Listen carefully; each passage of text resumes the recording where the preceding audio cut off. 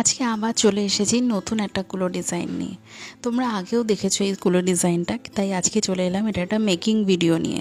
তোমাদের আগেও বলেছি পেন্সিল দিয়ে স্কেচ করার থেকে আমি বেশি প্রেফার করি তুলি দিয়ে স্কেচ করে নেওয়ার জন্য, মানে কালার দিয়ে অ্যাকচুয়ালি, তাতে আমার সুবিধা হয়। অনেকেই যারা তুলি দিয়ে কমফোর্টেবল নয় তারা পেন্সিল দিয়ে স্কেচ করে নেয়। আমি প্রথমেই বলে রাখি, কুলো পেন্টিংয়ের এটাই আলটিমেট পদ্ধতি, বা এরমভাবেই করতে হয় এরকম কোনো ব্যাপার নেই।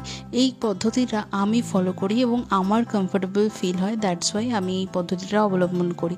তোমরা যে পদ্ধতিতে ফিল করো যে না এইটাই তোমাদের জন্য ঠিক, তোমরা প্লিজ সেই পদ্ধতিটাই ফলো করবে।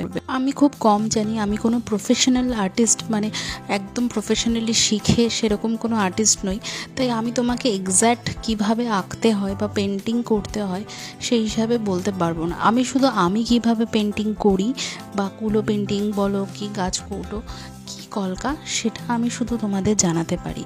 তাই আমার পদ্ধতিটাই যে একদম সঠিক এবং আমার পদ্ধতিটাই তোমরা ফলো করবে এরকম কিছু আমি বলতে চাই না এবং বলতে পারিও না। আমি সবসময় প্রেফার করি আগে হালকা কালারের কাজগুলো করে নিয়ে দেন ডিপ কালারের কাজগুলোকে করতে, কারণ আমার তাতে মনে হয় জিনিসটা অনেক সুন্দর করে আমি ফুটিয়ে তুলতে পারি।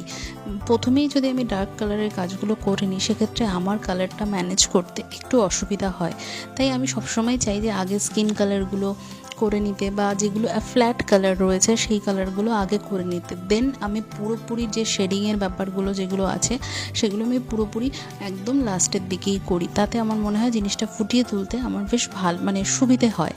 আর আমি যে কোনো কালারের জন্যই কালার মিক্স করে নিই, সবসময় ডাইরেক্ট ওই কালারটা কিনে ইউজ করি না। যেমন কিছু কিছু কালার যেমন রেড, অরেঞ্জ, এগুলো আমি কিনে নিই, বাট বাদ বাকি যে কালারগুলো আমি ইউজ করছি এখানে সবকটাই সামহাও মিক্সার করে তৈরি করে নিই। তাহলে আমার মনে হয় যে কালারগুলো, যে কালারটা আমি এক্স্যাক্ট চাইছি সেই কালারটা পেতে আমার সুবিধা হয়, তাই আমি সবসময় কালারগুলো মিক্স করে নিই।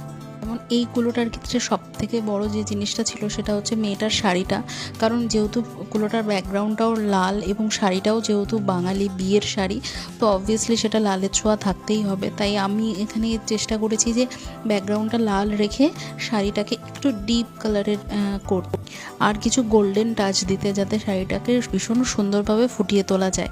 আমি জানি না এই ভিডিওতে তোমরা ঠিক কতটা বুঝতে পারছো, বাট আমি চেষ্টা করেছি যতটা ভালোভাবে বোঝানো যায়, কারণ কুলোটা যেহেতু বড় আর ভিডিওটা করতেও আমার মানে বেশ অসুবিধা হচ্ছিলো, কারণ পুরো ব্যাকগ্রাউন্ডটা অ্যাকচুয়ালি আসছিল না আমার মোবাইল স্ট্যান্ডে মোবাইলটা রেখে। তো আমি সেজন্য চেষ্টা করেছি যতটা সম্ভব ফুটিয়ে তোলার। তো তোমরা জানিও যে তোমাদের কেমন লেগেছে, বা তোমাদের কোনো জায়গা বুঝতে অসুবিধা হয়েছে কিনা। যেহেতু আমি কোনো মানে সেই লেভেলের প্রফেশনাল আর্টিস্ট নই, তো আমার যেটুকু শেখা সেটুকু দেখেই শেখা, তাই আমি তোমাদের কি কালার কীভাবে ব্যবহার করতে হবে কি করতে হবে সেটা আমি তোমাদের কোনো সময়ই সাজেস্ট করি না, কারণ আমি যেভাবে করি সেটা সম্পূর্ণ আমি নিজে মনে করি যে এইভাবে করলে আমার সুবিধা হবে, তাই আমি করি।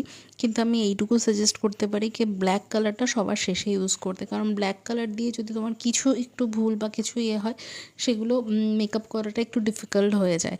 তো সেই জন্য আমি তোমাদের সবসময় বলবো যে ব্ল্যাক কালারটা সবার লাস্টে আর কি ইউজ করতে, তাহলে তোমাদের কাজ করতে সুবিধা হবে।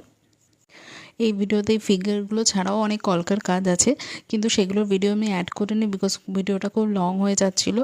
এই রইলো আমার কুলোর ফাইনাল লুক। তো তোমরা জানিও তোমাদের কেমন লাগলো, ভালো খারাপ যাই লাগুক প্লিজ কমেন্ট করে জানিও। দেখা হচ্ছে পরে ভিডিওতে।